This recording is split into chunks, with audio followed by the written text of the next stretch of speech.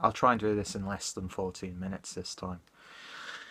Yeah, today we've got another German craft brew, another German IPA, this time from the Häffner Bräu brewery, as part of the Hopfenstopfer line. Now, I'm not too sure if this is like sort of like a homebrew sort of offshoot of the brewery. I've not done my research, which I should have done. So, if anyone involved in making this beer is watching this one, and I've not provided sufficient and correct information down below, please feel free to get in touch and correct me. But yeah, this is the Hopfenstopfer Incredible Pale Ale, which is an IPA, clocking in at 6.1% with an IBU count of 55. So yeah, labelling, it's not the most exciting label, it has to be said, but you should never really judge a book by its cover, even though I am somewhat of a beer snob when it comes to the labelling of beers, which is, it's good, I suppose, but at the same time, it's pretty bad when you get a bad beer because you overhype it, because you think, oh, they've spent so much time on their labelling that then the beer must be equally good. That's not always the case, ladies and gentlemen. So yeah, it might not be the most exciting of labelling, but yeah, who am I to judge? But I do really, really like the Crown. So anyway, yeah, this is take 3 of the beer review because there's no way that I'm going to upload a 14-minute beer review that I'm not happy with. As you can see, I've only got a little bit of the beer left. And in terms of colour, look how hazy that is. It's almost like an opaque, like a solid object in the bottle. Very, very chalky, very pale yellow. Very, very pale yellow. That's probably one of the palest IPAs that I've ever come across, to be honest.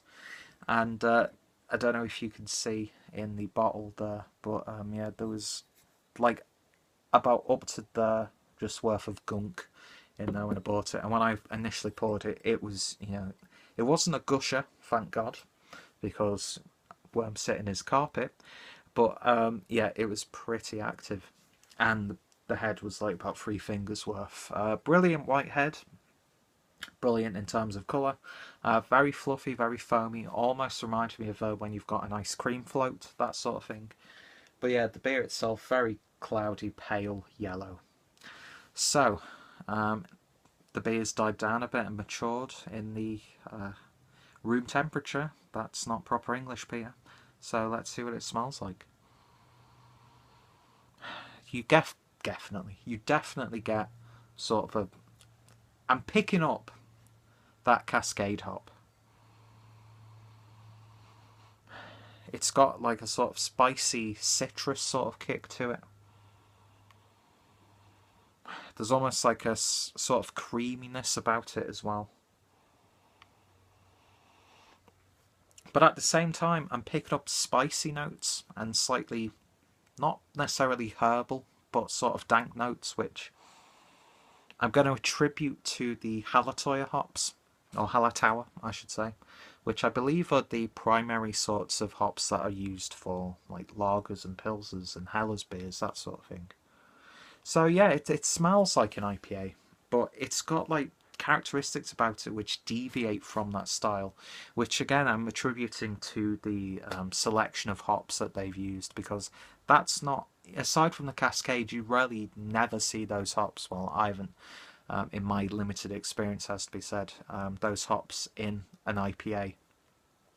And that's what, I don't know, after reading about this beer, maybe want to do a beer review, because when I saw it, I don't know, I was sort of in like a panic when I was at the supermarket because we didn't have much time, because we were going somewhere, and I just picked up 4 beers, and this was one of them because I've wanted to try beer from this brewery. And it's great to see beers like this available in supermarkets, well, some supermarkets, which I'm guessing it could change, monthly, that sort of thing.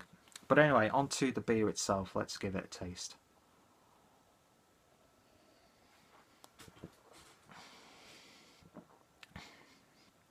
Definitely getting a citrusy kick.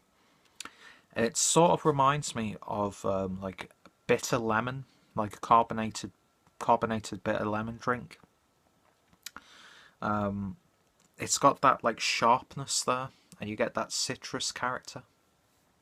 And that for me is that's the primary flavour that you get in there. Like lemon juice, that sort of thing. It doesn't completely taste like a soft drink, don't get me wrong, because you get like a sort of grounded earthiness, which is not too dissimilar from a Helles beer in there as well. The body is a little bit more heavier than a Helles beer, of course. It's sort of like nearly a full-bodied IPA, I'd say. But yeah, it's just a strange little brew. And the reason why, I spent 14 minutes about talking this beer initially was because I didn't know if I really, really enjoyed it or if I just didn't get the beer at all. One thing is for certain, this is definitely, definitely one of the most intriguing IPAs that I've ever tasted in my life.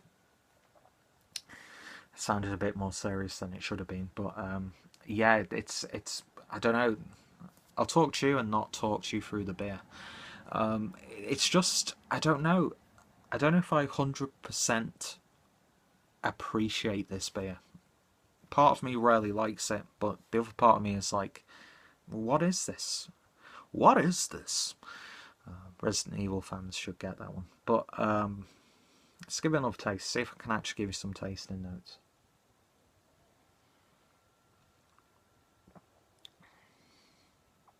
It's got a nice fruity bitterness, a nice gentle bitterness there. And again, it comes back to that sort of like bitter lemon carbonated drink sort of characteristic. But at the same time, I'm getting like the earthiness of a Helles with that slight honey flavour you get in some Helles beers as well. But it doesn't just taste like one of these cop-out hopped up lagers which just essentially taste exactly like a pale ale.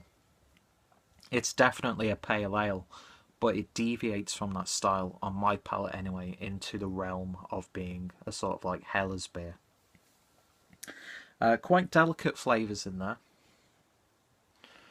When I first tried this, it had quite a sharp bitterness up front, which but now it's sort of almost floral, if that makes sense. Not to the point where it's like medicinal, but it slightly reminds me of like dried leaves, sort of like a tea sort of thing.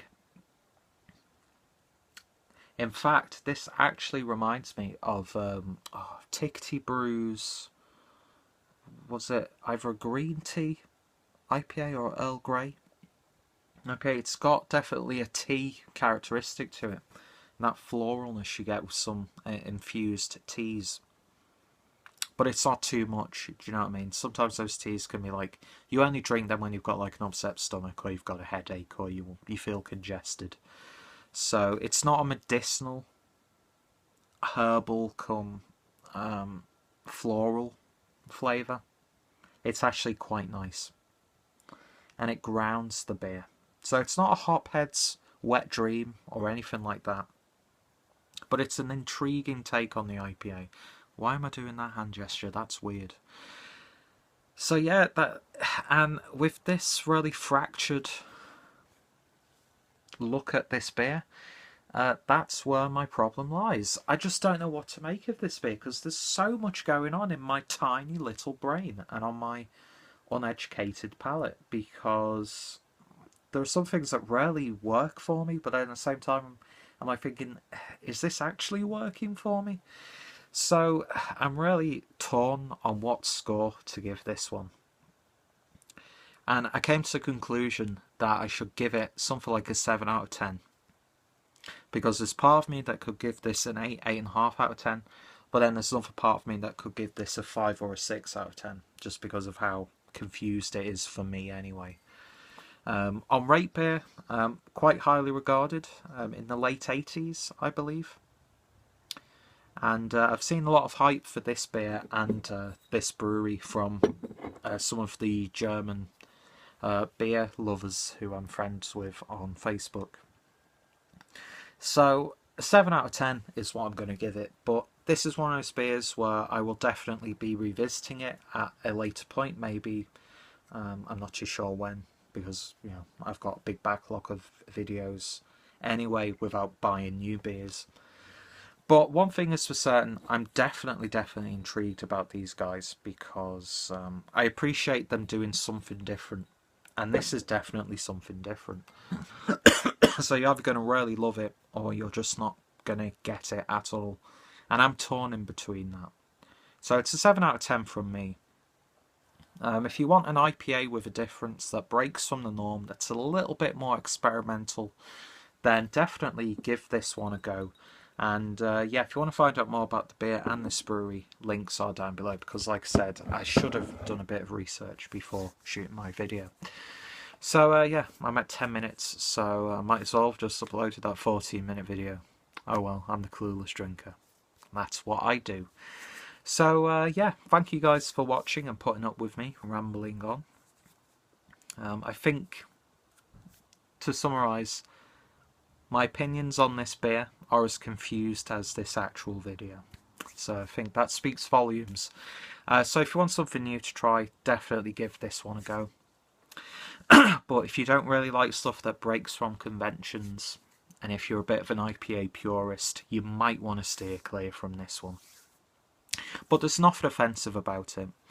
I'm just not completely convinced if I really like it or not. So yeah, thank you guys for watching. Check out my IPA playlist down below. Follow me on Instagram and Twitter if you haven't done so already. And I hope that you guys will subscribe for more beer reviews. So thank you guys for watching, and I shall see you later.